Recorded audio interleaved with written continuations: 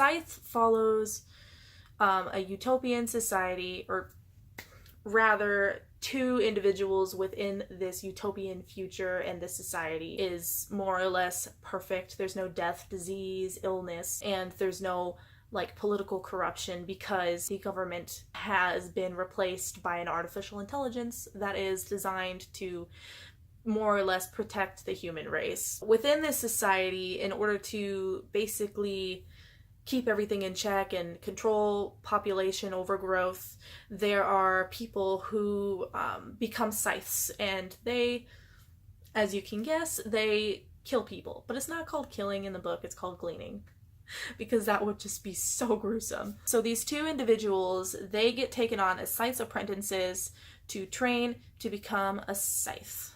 And when they get taken on, they soon learn that there are more cracks within this perfect kind of future than everybody realizes. And what happens from then on is all of these cracks just kind of grow and grow, and just things get worse and worse within the Scythedom, which is the whole organization with the scythes.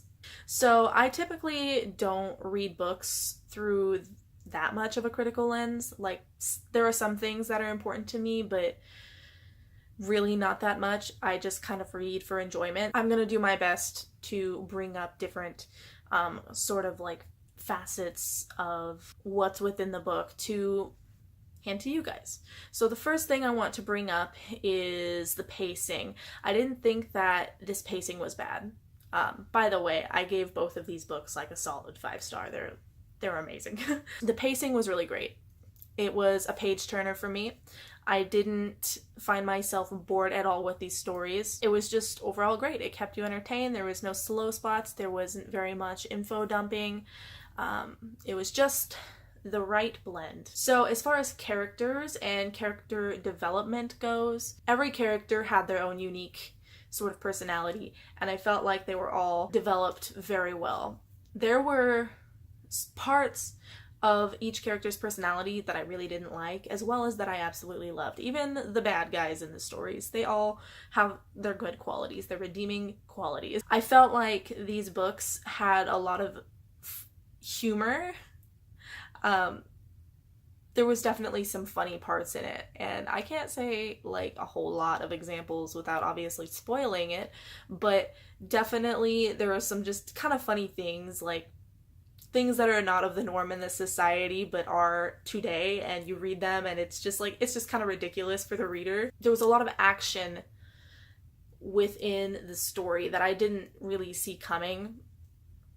That might be a me thing. I tend to be a little bit oblivious to different twists and turns in books.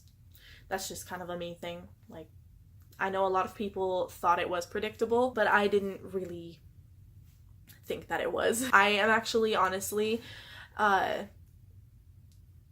really unsure where the third book is gonna go, but I'm so excited to find out. Like, seriously, you guys, these books were great. I don't have a whole lot else to say. These are YA books, and I think they're fabulous. I'm still very new to BookTube and reviewing books. It's not something I do usually, but I really would like to get better at it. So if you have any like tips and suggestions, feel free to leave them in the comments section down below. I'll gladly note them down and think about them as I read more books in the future. Thank you so much for watching. Bye!